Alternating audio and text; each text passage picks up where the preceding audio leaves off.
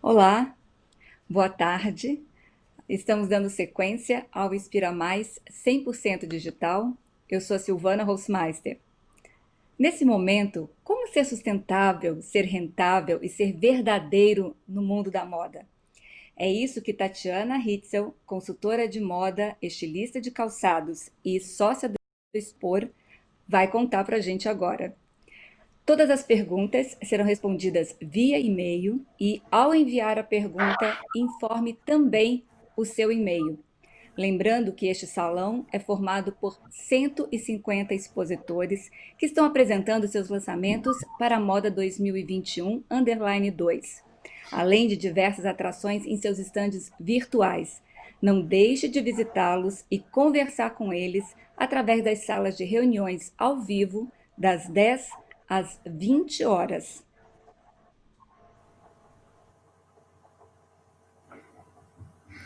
Oi, pessoal, tudo bem? Gostaria de antemão parabenizar a Sintecal pela iniciativa, pelo projeto virtual. Mais uma vez, inovando, né? Quando surgiu o Inspira Mais, foi uma inovação na época e agora a gente deu novamente um salto, né? Parabéns aos idealizadores. Também gostaria de agradecer a Cipatex pelo convite. Já fazem 2 anos que nós trabalhamos em conjunto na área de consultoria de moda e hoje é uma satisfação poder falar sobre um assunto tão pertinente, que é a questão de sustentabilidade, industrialização e moda. A sustentabilidade no quesito que precisamos preservar o meio ambiente, reduzir o consumo de recursos naturais, a moda vive do novo e a indústria tem que gerar emprego e renda. Como fazer isso tudo andar casado e alinhado, ainda atender o anseio do consumidor? Então, na verdade, esse é um pouco do assunto que nós vamos tratar agora nessa meia hora que nós temos, né? Vale ressaltar que falar um pouco do histórico, para entender um pouco o que fazer para o futuro, é importante saber um pouco do histórico de como as coisas aconteciam até então, né? Então, sobre sustentabilidade, preservação ambiental, isso é um assunto que na década de 60 e 70 começou a vir à tona, quando grandes órgãos, né, os principais órgãos de nível mundial, ONU, Nações Unidas, enfim, começaram a estudar e ver o impacto que a industrialização massiva da época estava causando no meio ambiente. Mas foi só nos anos 80 que os países que integram as Nações Unidas assinaram um termo onde ficava declarado que desenvolvimento sustentável é aquele que garante recursos naturais para a geração atual e para gerações futuras. E ali foram feitos vários pactos, vários acordos, aonde se definia o que os países fariam, as empresas deveriam fazer para que a gente conseguisse, já naquela época, reduzir um pouco do impacto ambiental que a indústria vinha causando. Mas foi somente na Eco 92 que pôde-se perceber que as pessoas realmente já começaram a entender a real necessidade dessa preservação, porque até então muito foi feito, mas muito para respeitar a legislação e não por uma consciência coletiva. A gente falando um pouco dos anos 90 ainda, né? Os anos 90, falando em termos de moda, foi o boom das marcas, a consolidação do fast fashion, a geração X e Y comprando avidamente, né? Precisavam ter produtos da moda, calçados da moda, para pertencer a um grupo, ou a um nicho, ou a uma tribo, a pessoa tinha que usar determinada roupa, tinha que estar com a última tendência de moda nos pés, tinha que usar determinada marca, não importasse o preço, não importasse de onde vinha e o quanto poderia impactar isso na moda, né? Na preservação ambiental. Era uma época do ter. E parecia que preservação ambiental era algo que se falava assim para todos têm que se envolver. Mas a sensação que passava é que o todos era alguém longe de mim, não pertencia a mim, eu não tinha esse compromisso. Não era só a minha ação que ia fazer, eu, pessoa física, a minha ação vai fazer mal ao meio ambiente. Não tinha-se um pensamento coletivo. Foi só a partir dos anos 2000, com a geração Z e a geração milênio se tornando adultos, se tornando designer, se tornando uma geração que influencia os seus pais e que ela tem uma aversão, ela começa a criar uma cultura de aversão ao consumismo é que as pessoas realmente param a parar para analisar. Essa geração, ela vive em detrimento ao ter. Para ela, o ser é muito importante.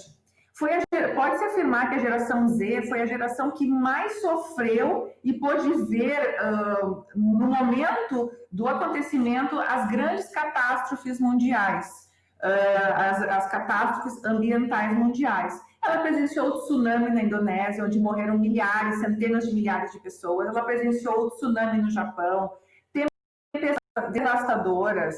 Ela presenciou terremotos como no Haiti, as queimadas na Califórnia, na Austrália. Então, isso é algo que está no dia a dia dela, essas desgraças ambientais, e que a gente sabe que todo esse aquecimento global tem a ver com a nossa evolução econômica. Crescemos economicamente falando, o mundo como um todo, evoluímos, nos modernizamos, mas isso nós estamos pagando a conta hoje.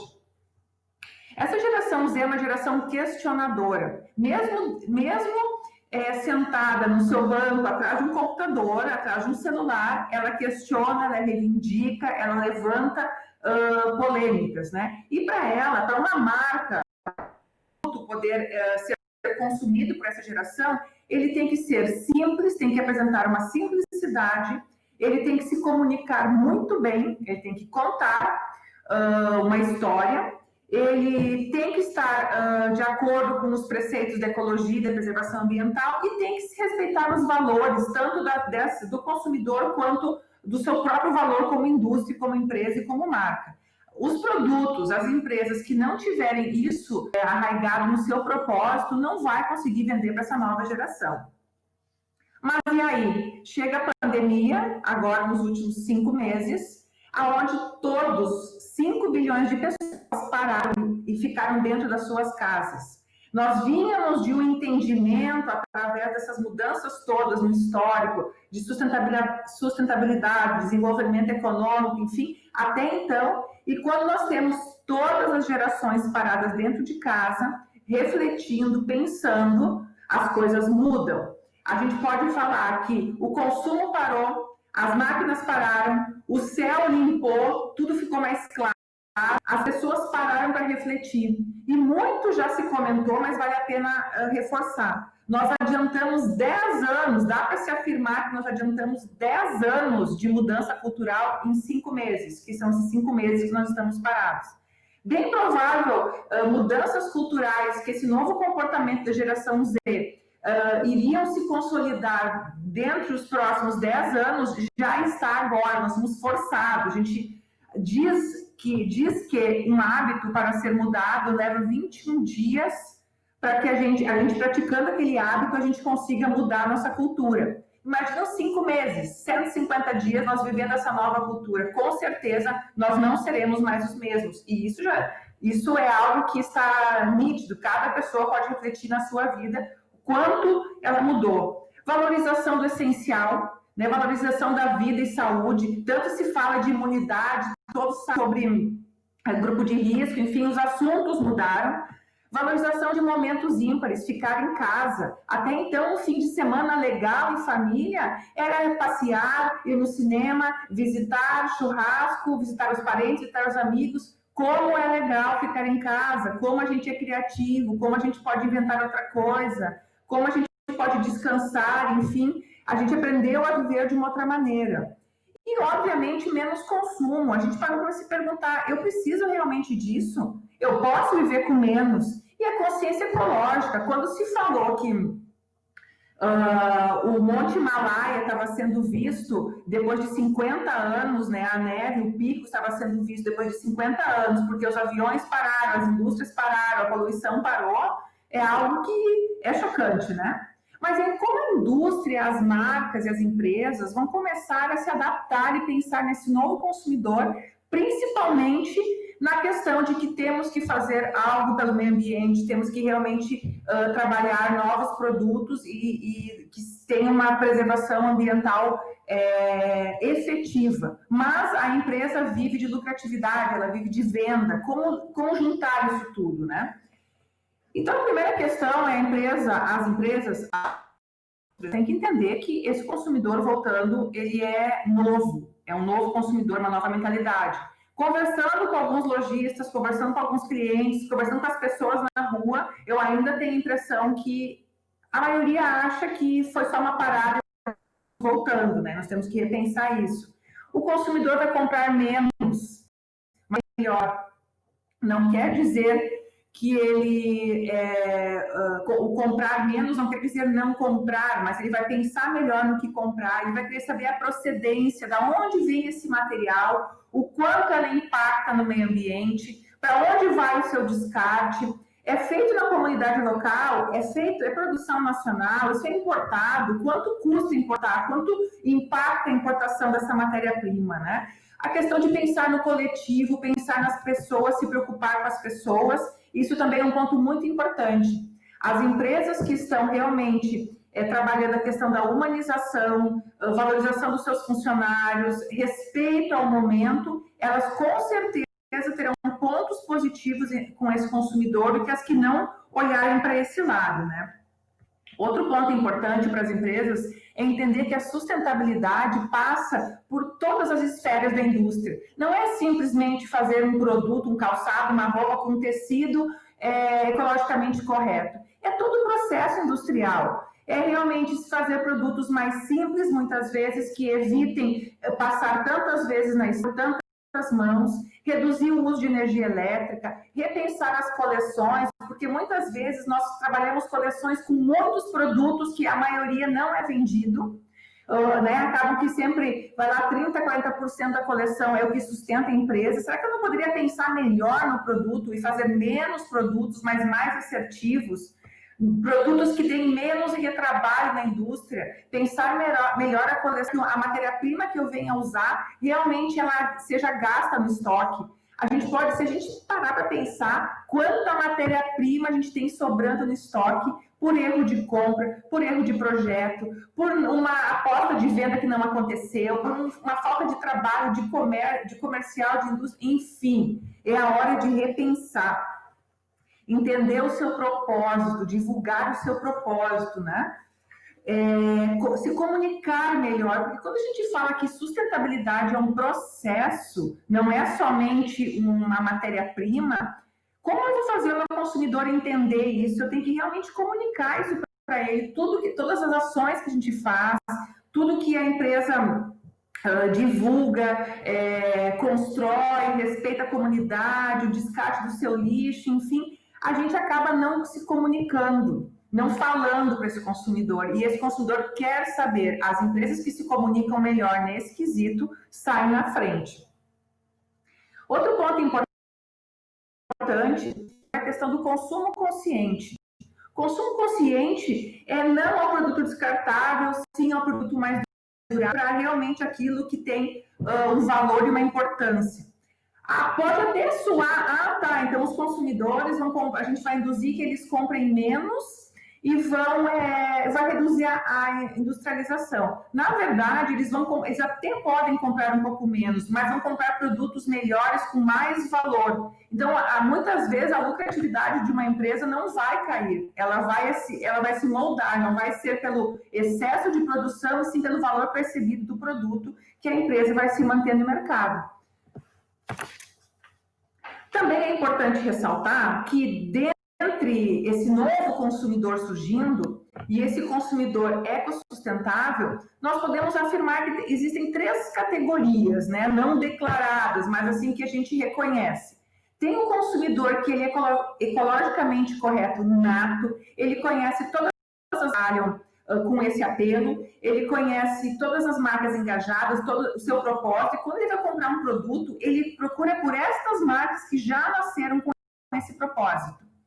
Tem os consumidores que estão preocupados, estão mudando, estão buscando informação sobre produtos sustentáveis, estão querendo mudar o seu comportamento de consumo, mas ainda o apelo visual e o apelo financeiro, o valor do produto, conta pontos, vai lá, 50%, 50%. E nós temos os consumidores não preocupados, que ainda não se engajaram e que ainda não entenderam a necessidade de mudança.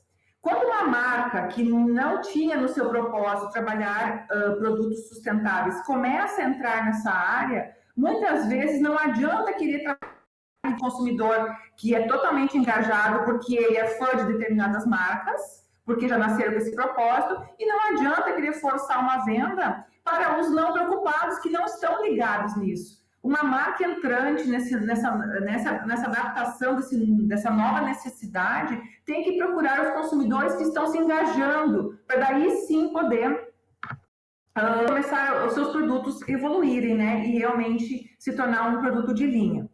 Como últimas dicas que eu posso dar nessa questão, para a marca tendo que trabalhar a sustentabilidade, se manter rentável, se manter em vendas, vendendo, né? Dentro da sua coleção, fazer alguns produtos assim perdidos, daqui um pouquinho lá eu tenho que criar 100 modelos de calçados, aí 3 são ecologicamente corretos, os outros 97 não são, eles se perdem. A loja, o cliente que está disposto a comprar algo sustentável, ele quer ver uma mini coleção, ele quer ver como se ele fosse montar uma vitrine só daquele produto, não adianta algo pingado sem nexo no todo. Então, se você está buscando comprar produtos ou então criar, lançar produtos sustentáveis, faça uma mini coleção dentro da sua coleção, não perca o seu DNA, mas faça uma mini coleção. Crie uma assinatura ou uma submarca para esse novo conceito. Muitas vezes, assim, a sua marca hoje remete a um propósito. A marca sustentável, a assinatura vai remeter a outro propósito. Isso também facilita o entendimento do consumidor. Busque os mercados-alvos, como eu falei antes. Não adianta querer empurrar um produto para alguém que ainda não está nesse conceito, né? E entenda que muitas vezes as China, né? Divulgue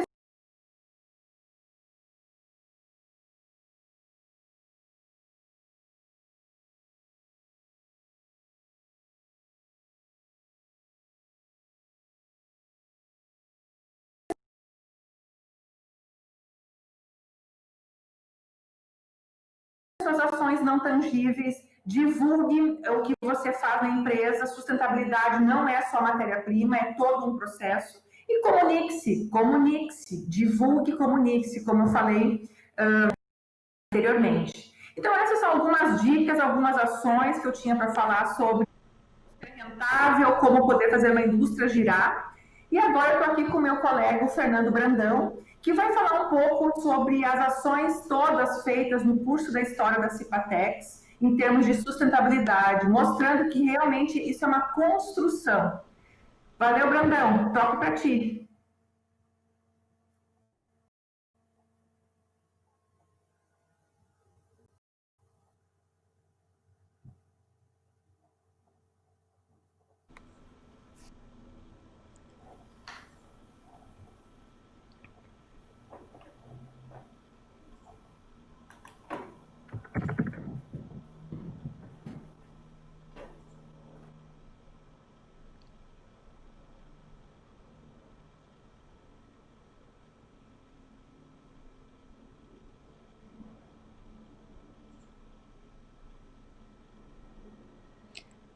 Fernando, acho que você está com seu microfone desligado. Dá uma checadinha na barra que fica bem Tá, embaixo. tá. Vou começar de novo? Isso. Muito bem-vindo. Tá bom.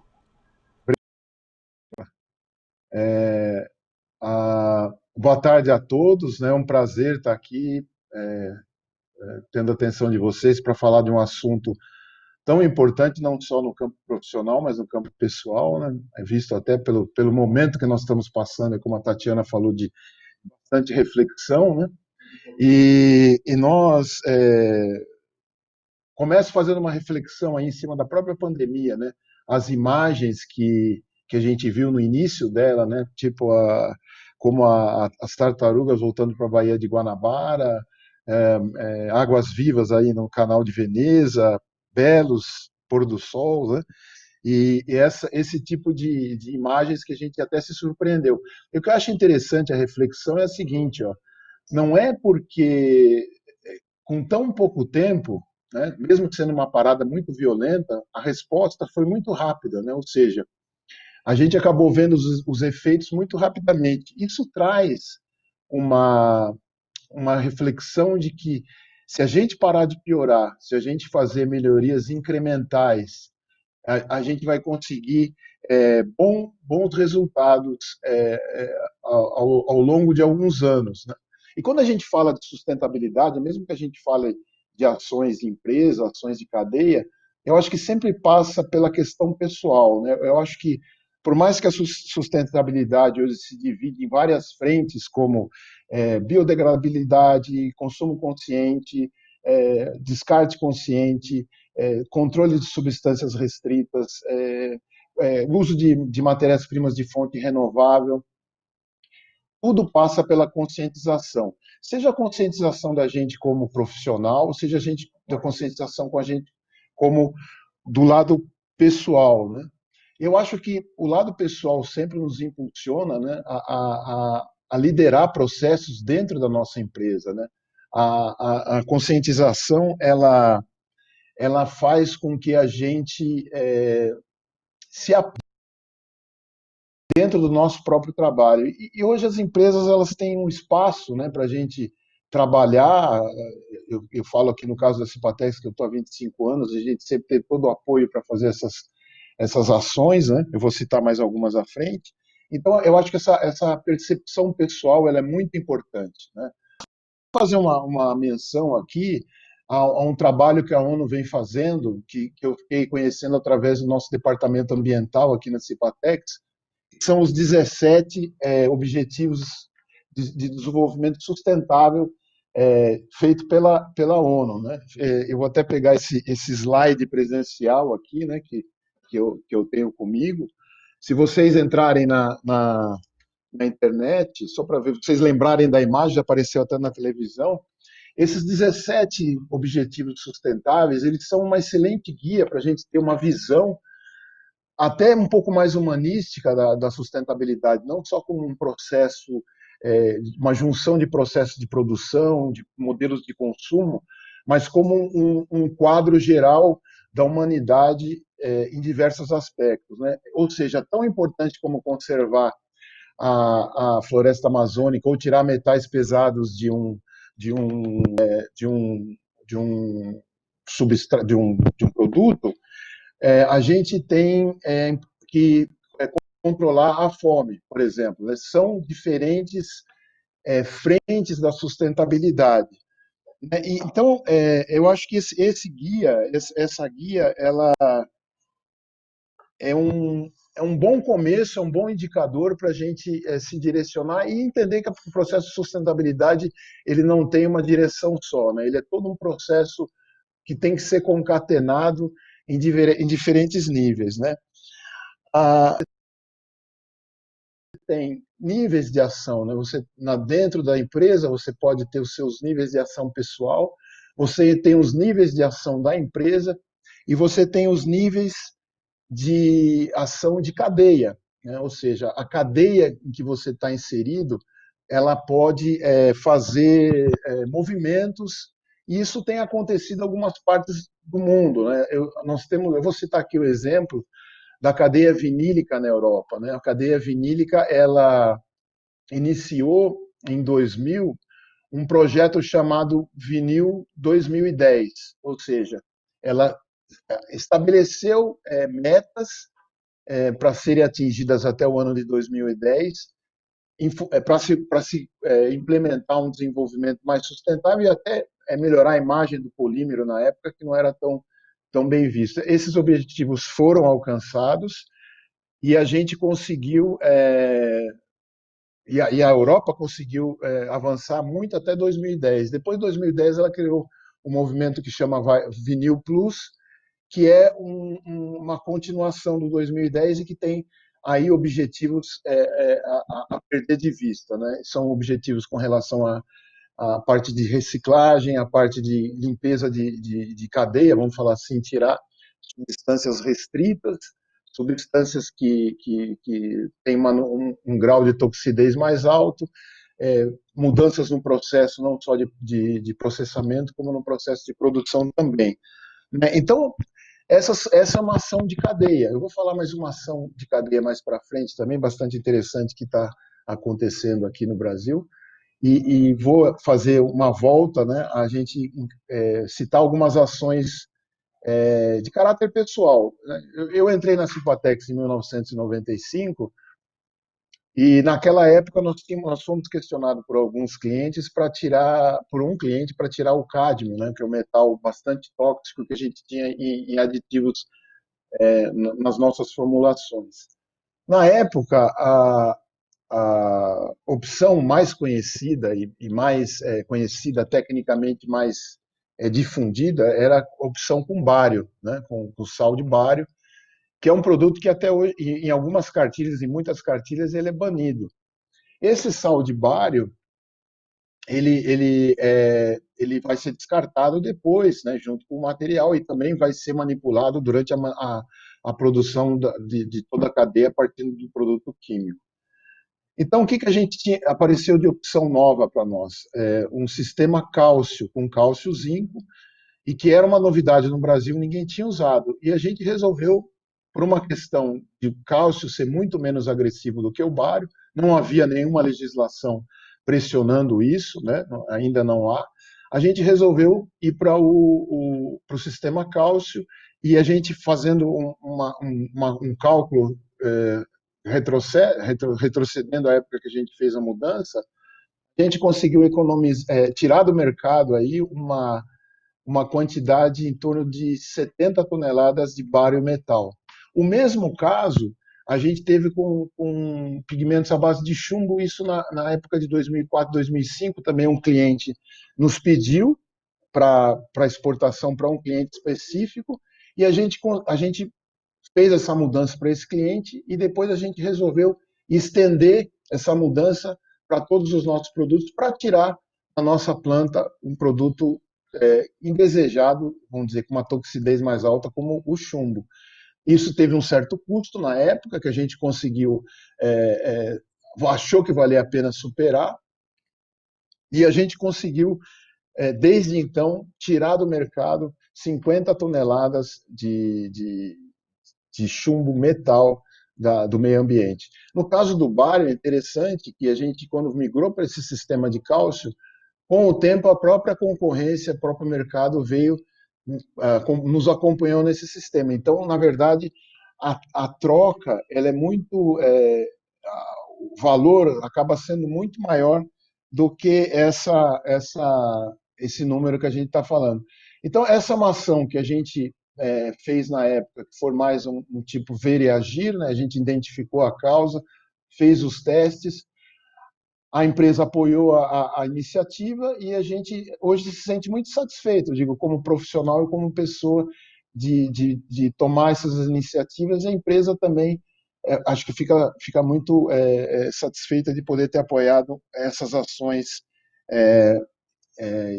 espontâneas, né? Vamos dizer assim, não pressionadas pela regulação, por leis ou ações regulamentares.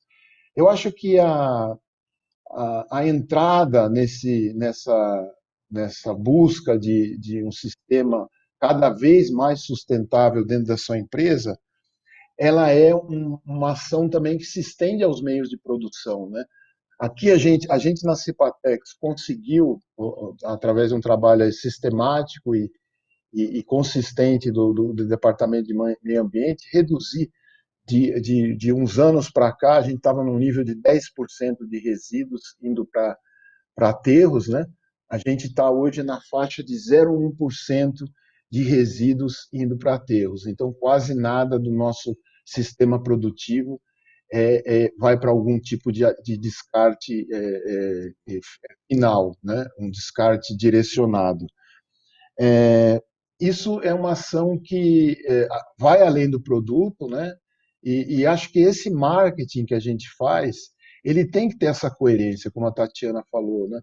Se você pode ter ações, de um lado, positivas para você apresentar para o seu cliente, internamente no seu processo também você tem que ter uma coerência, vamos dizer assim, entre o que você produz e como você produz. Eu acho que acaba sendo realmente uma filosofia de trabalho que passa simplesmente de desenvolver esse ou aquele produto mais sustentável, mas também ser uma filosofia, né, uma mentalidade que capilariza.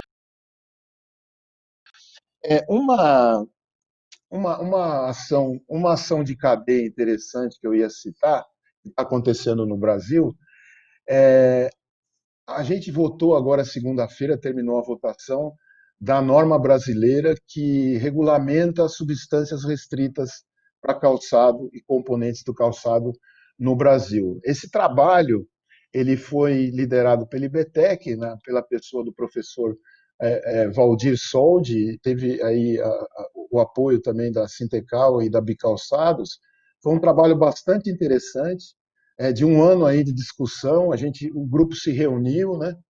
E é um trabalho que envolve muita discussão, porque envolve diferentes interesses, cada um tem uma posição, e a gente acho que conseguiu chegar num consenso bem interessante, um trabalho que eu achei bem legal da cadeia e que vai ajudar o calçado brasileiro a ser mais respeitado e ser mais, vamos dizer assim, prestigiado, né? Então, eu acho que é um trabalho bastante bom, bastante, vamos dizer assim, um começo bastante interessante para a cadeia calçadista controlar as substâncias restritas. Eu acho que é um trabalho que ele é para agregar, né? Não é um trabalho que a gente tem que encarar como uma dificuldade ou um empecilho, mas sim um fator de impulsionamento de qualidade, vamos dizer, qualidade de materiais da cadeia. E eu acho que isso é uma coisa que é um trabalho que vai nos beneficiar com o tempo, à medida que a norma for sendo utilizada e vai ter um tempo aí para ela poder entrar em vigor e poder ser o mercado se adaptar, né? Então acho que aí fica os parabéns aí para a cadeia por essa iniciativa, né? E agora eu vou falar um pouquinho dos produtos da Cipatex, né? Vamos falar um pouquinho do ecossistema da Cipatex. A gente está investindo, tem o logo aqui atrás de mim, né? É um produto que a gente lançou recentemente. É um produto Vinyltech, um laminado que condensa esses 55 anos de experiência que a Cipatex teve, não só na parte tecnológica, na parte também de sustentabilidade. É um produto que tem o que tem de melhor na tecnologia de vinil. A gente tem parceiros, inclusive fora, na Europa, que nos municiam de processos, de matéria-prima de primeira qualidade, vamos dizer, no top da tecnologia do vinil. E é um conceito que é um produto que, além de ter todos esses apelos, não só possui metais de baixa toxidez, cálcio, zinco e potássio, né, presentes nos fertilizantes como macronutrientes, fertilizantes agrícolas como macronutrientes ou micronutrientes, e possui parte renovável e tem, vamos dizer assim, a principal os outros atributos você pode entrar no nosso site e poder conferir todos eles, mas o principal apelo ecológico é realmente a durabilidade, ou seja, é um produto que induz ao consumo consciente. A gente está subestimado, vamos dizer, de qualidade inferior, de custo inferior também, durabilidade inferior, para um laminado que tem uma durabilidade maior, bastante resistência à hidrólise, né? Hidrólise é o processo em que o polímero reage com a umidade presente no ar e provoca aquele conhecido esfarelamento, né? A gente tem um produto que é desenhado para ter essa resistência e a gente garante que não vai ter esse tipo de visão, né? De aparência que leva a um consumo não sustentável, a durabilidade baixa inclusive, essa durabilidade desse tipo de resina, ele é dado previamente por 2 anos, muitas dessas resinas, e muitas vezes 2 anos a temperatura ambiente. E a gente tem algumas regras de química, né? Tem uma regra de química que chama regra de Van 't Hoff, que se você tem um aumento de temperatura, esse processo se acelera. Então, muitas vezes o consumidor está comprando um produto que já está com a sua vida útil, pelo menos às vezes até a metade já consumida, né? Então, isso leva a um desgaste muito rápido do material e um consumo não consciente, vamos dizer assim, um produto de baixo custo, mas alta rotatividade.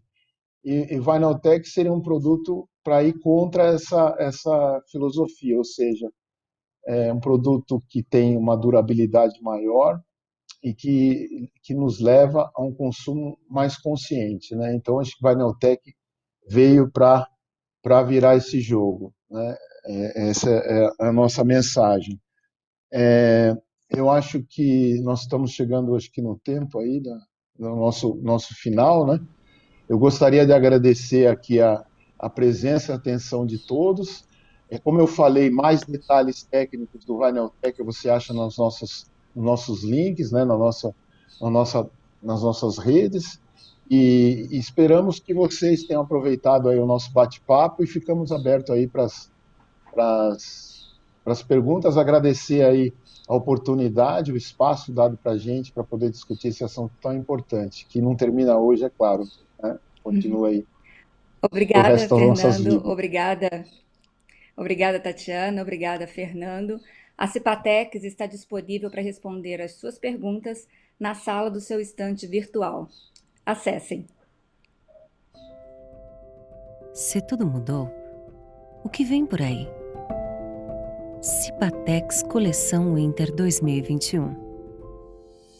Uma moda que se reinventa para um mundo que se redescobre, inspirada em um normal totalmente novo, que resgata a simplicidade dos valores, hábitos, materiais e memórias.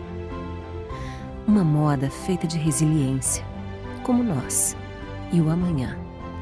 Revolution, recomeçar, evoluir, revolucionar.